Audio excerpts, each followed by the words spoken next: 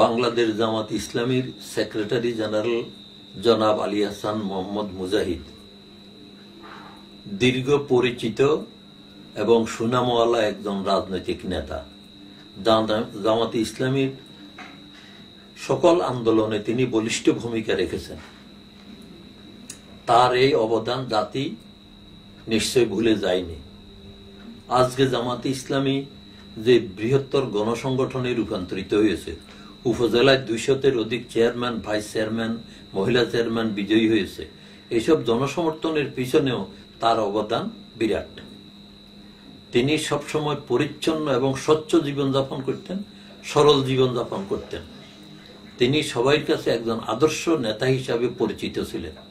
তিনি সবসময় স্পষ্টবাদী ভাষী ছিলেন এবং স্পষ্ট কথাবার্তা বলতেন। তিনি কাকেও সমীহ করে কথা বলতেন না। সাহসিকতার সাথে যে কোনো সত্য উচ্চারণ করতে তিনি পিছপা হতেন না। আজকে জামাতে ইসলামীকে যারাই ধ্বংস করতে চাক না কেন, আল্লাহর মেহরবানিতে জামাতে ইসলামী দিন দিন অগ্রসর হবে। আর যারা অতীতে কাকেও ধ্বংস করতে চেয়েছে তারা নিজেরাই ধ্বংস হয়ে গিয়েছেন, ইতিহাস তার সাক্ষী।